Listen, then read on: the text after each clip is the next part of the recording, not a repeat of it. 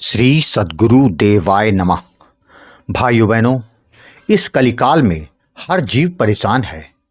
कोई भी ऐसा नहीं है जिसके जीवन में सुख है, या ये कह ले कि सांसारिक सुख जो कि क्षणिक है उसको पाकर जीव खुश हो जाता है। लेकिन असली सुख क्या होता है, असली आनंद क्या होता है, वह नहीं पता। यह तो केवल राम का जो दास है ना, बस वही जानता है। बाकी तो सभी दुखी हैं। आपको बता दें कि प्रारब्ध के अनुसार हर जीव को सुख और दुख मिलते हैं, यह सभी जानते हैं। इसके बावजूद भी लोग दुखी और सुखी होते हैं। वह हमारे कर्म ही तो हैं जो कि हमें वापस इस रूप में हमको मिल रहे हैं। कर्म के इन्हीं सुख दुख के फेरे में फंसकर जीव परमात्मा को भूल जाता है। अगर आपका प्रारब्ध ही नष्ट हो जाए तो भगवान का मिलना कितना आसान हो जाता है। इस पर सवाल यह उठता है कि वह प्रारब्ध कैसे नष्ट होगा जिससे कि हम भगवान का भजन कर सकें, जिसके लिए इस धरा पर आए हैं। मानव योनि से ही सब संभव है, वरना 84 के फेरे से कभी मुक्ति नहीं मिलेगी। आना जाना निरंतर चलता रहेगा। वह केवल और केवल भगवान के नाम से ही यह संभव है। भगवान के नाम जप से सभी कुछ मुमकिन हो जाता है। प्रारब्ध नष्ट हो जाता है, भाग्योदय हो जाता है, परमात्मा की गोद को पाया जा सकता है। उसके लिए मन में उठने वाले सभी प्रकार के तर्कों पर पूर्ण विराम लगाकर केवल भगवान के पावन नाम जप में जुट जाएं, जीवन धन्य हो जाएगा। संतों का तो यही मत है, क्योंकि वह इस बात को अच्छी तरह से जानते हैं। आज आपको यह दास जो कथा सुनाने जा रहा है वह मध्य प्रदेश से विशाल जी ने भेजी है, जिसको सुनकर आपको पता चल जाएगा कि नाम महाराज कितनी मदद करते हैं। क्योंकि यह वह कथा है जिससे आज का कोई भी युवा अछूता नहीं है। किसी को सुख मिला है तो कोई डिप्रेशन में है। यह दास वही कथा आज आपको सुनाने जा रहा है, जिसको जानने के लिए इस वीडियो को आखिर तक अवश्य देखिएगा। इसके साथ ही यदि आप राधा नाम की महिमा, बांके बिहारी जी की कृपा और वृंदावन से जुड़ी सत्य कथा का आनंद लेना चाहते हैं तो हमारे दूसरे चैनल अच्युत प्रभात को जरूर देख लें। विशाल जी ने बताया कि गुरुजी, मेरा नाम विशाल है, मैं मध्य प्रदेश का रहने वाला हूँ। गुरुजी, वर्तमान में मैं एक मल्टीनेशनल कंपनी में कार्य कर रहा हूँ। गुरुजी, मेरे जीवन में नाम महाराज जी की ऐसी कृपा हुई है जिससे मेरा पूरा जीवन ही बदल गया। मैंने तो कभी सपने में भी नहीं सोचा था कि आज मैं जहां पर हूं वहां कभी रह भी पाऊंगा, या ये कह लें कि शायद मैं संसार में भी ना रहता। गुरुजी, यह सब नाम महाराज जी की कृपा और आपके आशीर्वाद के कारण ही संभव हो सका है। वैसे मेरी कथा किसी फिल्मी कथा से कम नहीं है गुरुजी। गुरुजी, मैं जब इंजीनियरिंग कॉलेज में था उस समय अपने साथ पढ़ने वाली लड़की के साथ मेरा प्यार हो गया था। हम दोनों एक दूसरे को बहुत प्यार करते थे। हम ज्यादातर समय एक साथ ही गुजारते थे। हमारी पूरी क्लास जानती थी कि हमारा हाल यह हो गया था कि एक दूसरे के बिना जिंदगी कैसे जिएंगे यह नहीं सोच सकते थे। हमने सोचा था कि जब हमारी पढ़ाई पूरी हो जाएगी तो नौकरी लगते ही हम दोनों शादी कर लेंगे। मैंने अपने घर में यह बात बता रखी थी। पहले तो मेरे घर वाले तैयार नहीं थे, किंतु मेरी जिद के आगे वो भी तैयार हो गए। क्योंकि वह लड़की हमारी ही जात की थी तो कोई दिक्कत भी नहीं होनी थी। खैर, हमारी पढ़ाई पूरी हो गई। हम दोनों का ही कैंपस सिलेक्शन हो गया। हम दोनों बहुत खुश थे। सोचा कि 1 साल के बाद हम शादी कर लेंगे। पढ़ाई पूरी होने के बाद हम जॉब करने लगे। हम दोनों ही अलग अलग शहरों में काम कर रहे थे। फिर भी दिन में कई बार हमारी बातें होती रहती थी। करीब 6 माह बीत जाने के बाद मुझको ऐसा लगने लगा कि जैसे वो मुझको नज़रअंदाज कर रही है। जब भी फ़ोन करूं तो कोई ना कोई बहाना बना के फ़ोन काट देती थी। यह सब करीब 2 माह तक चलता रहा। उसके बाद तो उसने जैसे मेरा फ़ोन उठाना ही बंद कर दिया। मैं बहुत परेशान रहता था। धीरे धीरे करते करते पूरा 1 साल गुजर गया। मैं लगातार उसके लिए पागल हो रहा था, क्योंकि मुझको उसकी इतनी आदत हो गई थी कि मेरा किसी काम में मन नहीं लगता था।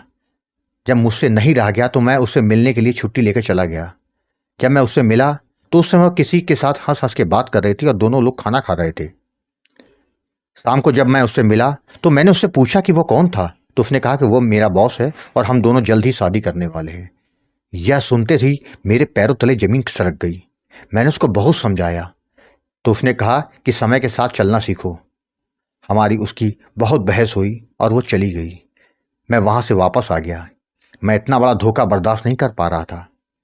मेरा काम में मन नहीं लगता था, उसको पाना चाहता था, लेकिन वह तो किसी और की हो रही है। लगातार सोचते सोचते मैं डिप्रेशन में चला गया। मुझे कुछ समझ नहीं आ रहा था कि जिंदगी उसके बिना कैसे गुजारूंगा। मेरे घर वाले समझाते कि उसको छोड़ो, नहीं तो पागल हो जाओगे।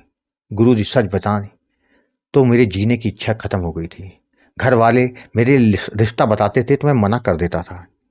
मुझे अब शादी ही नहीं करनी थी। शादी से जैसे नफरत सी हो गई थी।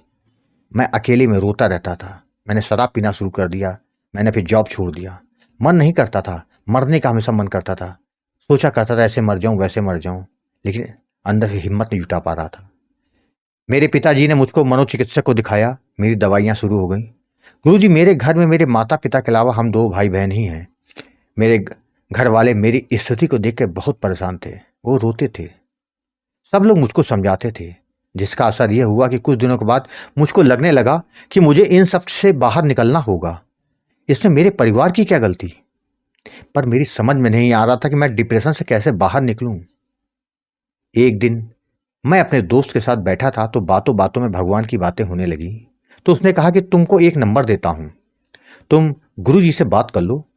सबकी परेशानी दूर हो रही है, शायद तुम्हारी परेशानी दूर हो जाए। उसने मुझे फ़ोन नंबर दिया। वह फ़ोन नंबर गुरुजी आपका था। जिसके बाद मैंने बिना देर किए वहीं बैठे बैठे आपको फ़ोन किया और अपने बारे में आपको सब बताया। आपने पूरी बात सुनने के बाद कहा कि परेशान मत होना। हमारे जीवन में जो गलत होता है उसमें किसी और का कोई दोष नहीं होता। यह हमारे ही पूर्व जन्म के किए हुए पाप कर्म है, जिसका भुगतान हमको ही करना पड़ेगा, कोई दूसरा नहीं करेगा। जिसके बाद गुरुजी आपने मुझे सीताराम नाम का दान देकर नाम जप की विधि और सावधानी के बारे में समझाया।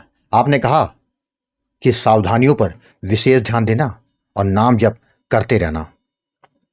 गुरुजी आपसे नामदान पाकर मैंने नाम जप करना शुरू कर दिया। कुछ ही दिनों में मुझको नाम जप का असर दिखने लग गया। 2 माह में मेरी दवाइयाँ बंद हो गई। मेरे घर वालों ने कहा कि दवाइयाँ मत छोड़ो, किंतु मैंने नहीं सुनी।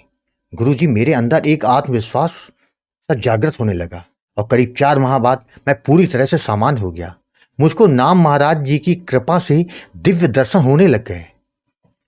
मेरे स्वभाव में परिवर्तन आ गया। मैं उस लड़की को भूल गया।